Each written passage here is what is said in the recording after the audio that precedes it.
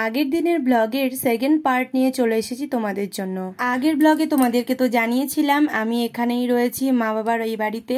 তো পরের দিন সকালবেলাতে মা দেখো তাড়াতাড়ি করে চা করতে চলে গেল। সকালবেলাতে আমাদের চা খাওয়ার রেওয়াজটা আছে আর কি, সকালে আর বিকালে মোটামুটি লাল চা হলেও খেতে হবে। আর এদিকে দেখো আলুর তরকারি করে রেখেছে, আর আমি তো এই যে ঘুম থেকে উঠলাম সবে, আর একটু দেরি হয়ে গেছিলো, 8:30 মতো বেজে গিয়েছিল। আর এখানে এটা কিসের রস বলো তো? এটা হচ্ছে রাম তুলসীর পাতার রস। তা এইটা তো মা ভাইকে করে খাওয়ায় আর কি, প্রায় দিনই আর কি ঘুম থেকে উঠে খালি পেটে খেতে বলে। তো আজকে আমি ছিলাম বলে আজকে আবার বেশি করে করেছে, আমার জন্য অর্ধেক, ভাইয়ের জন্য অর্ধেক। তো আমার তো একদম ভালো লাগে না তেতো খেতে, মানে খেয়ে মুখটা পুরো বাজে হয়ে গেল। আর তারপরে এত জল খাচ্ছি, বিস্কুট খাচ্ছি, কোনো কিছুতেই তেতো যাচ্ছে না। তবে হ্যাঁ, শরীরের জন্য তো খাওয়াটা ভালো। তা যাই হোক, চোখ কান নাক বুঝে আর কি খেয়ে নিলাম।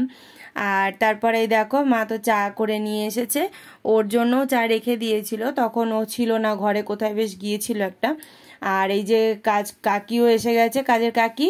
তো কাকিকেও আর কি চা দিয়ে দিয়েছে, আর আমরা এই 3 জনে মিলে বসে খাবো, আর ওরটা রেখে দেবো। এমনিও আমি শুনেছি খালি পেটে নিম পাতার রস বা কালো মেঘ পাতার রস কিংবা এইরকম রাম তুলসী বা তুলসী পাতার রস খাওয়াটা নাকি শরীরের জন্য ভালো।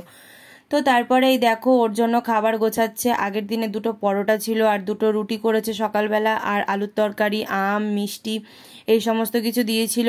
ওকে বলেই ছিল যে রুটি খাওয়ার জন্য, ওর আবার আগের দিনের পরোটা, ওর তো লুচি পরোটা যে এত প্রিয়, তো সেই জন্য 2টো পরোটা নিয়েছিল আর 2টো রুটি নিয়েছিল। তার থেকে আবার আমাকে কিছুটা দিয়ে দিয়েছিল, খেতে পারিনি বলে।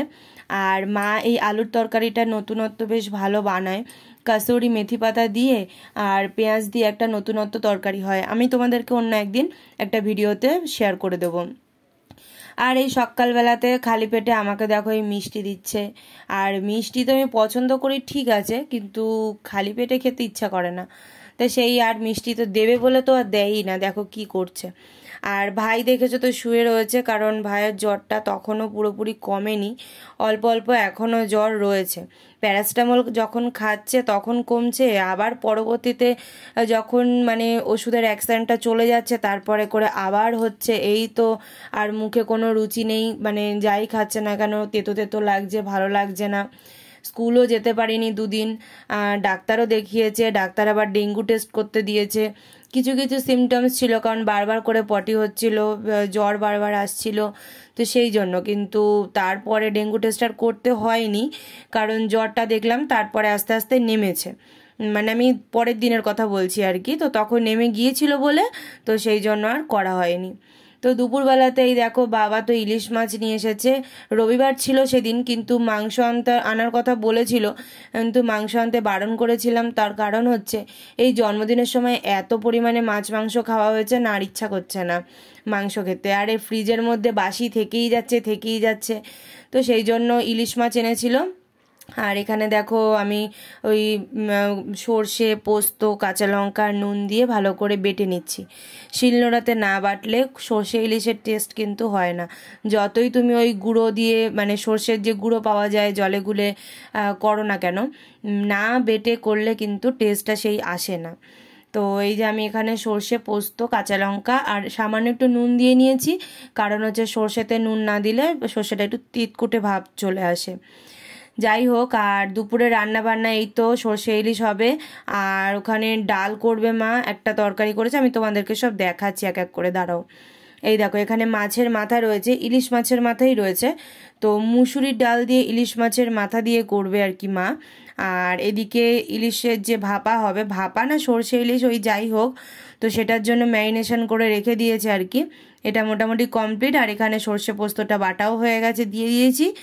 আর ওইদিকে না মাছটাকে একটু ভাজছে, মানে এখানে আমাদের 5 জনের 5 পিস মাছ তো রয়েছে, প্লাস 2টো লেজা ছিল। তা মা আবার কি করেছে, লেজা থেকে ছোট ছোট পিস করে কেটে ভেজে যে তেল রেখে দেয় না, ওই ভাজা দিয়ে তেল দিয়ে খেতেও বেশ ভালো লাগে।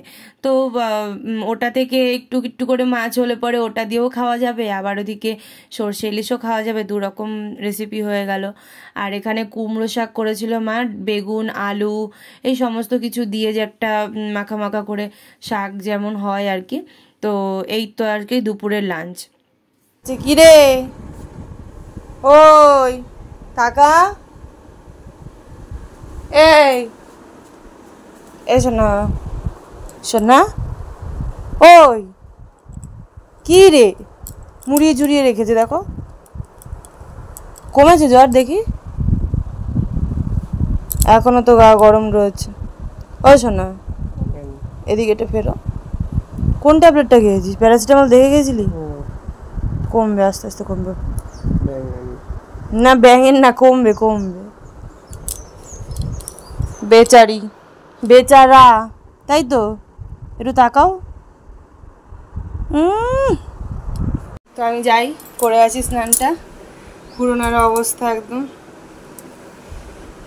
তো আমি তো স্নান করে পুজো দিয়ে চলে এসেছি। আর আজকে এত একটা বাজে ব্যাপার হয়েছে, আজকে বলছি না, মানে এই দিন আমি যত যা ভিডিও তুলেছিলাম না, সব ফোন থেকে ডিলিট হয়ে গেছে।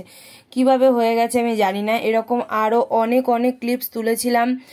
দুপুরবেলাতে কত আমরা মজা করেছিলাম, কম্পিউটারে সিনেমা দেখেছিলাম, আর খাওয়া দাওয়ার সময় ভিডিও তুলেছিলাম, মানে প্রায় প্রতিটা জিনিসই তুলেছিলাম। কিন্তু কিভাবে কি করে আমার ফোন থেকে ডিলিট হয়ে গেল আমি বুঝতে পারলাম না।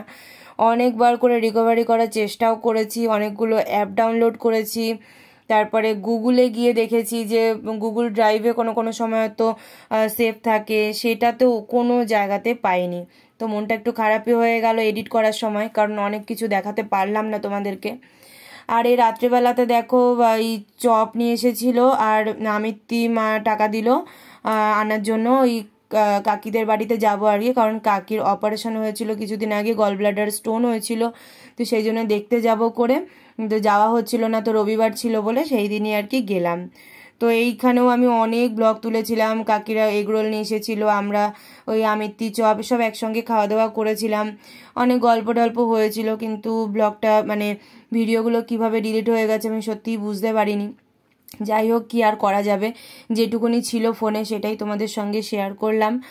আর তারপরে তো রাত্রেবেলা চলে এসেছিলাম, এখানে বসে কিছুক্ষণ লুডো টুডো খেলছিলাম ফোনে, গল্প টল্প করে চলে এসেছিলাম। আর সেদিন তো রাত্রেবেলাতে মায়ের বাড়িতেই ছিলাম আর কি এখানে। আর তার পরের দিন যে কি ঘটনা ঘটেছিল সেটা তোমাদের পরবর্তী ব্লগেই শেয়ার করব। তো দেখা হচ্ছে আবার নতুন কোনো ব্লগের সঙ্গে। সকলে ভালো থেকো, সুস্থ থেকো, টাটা।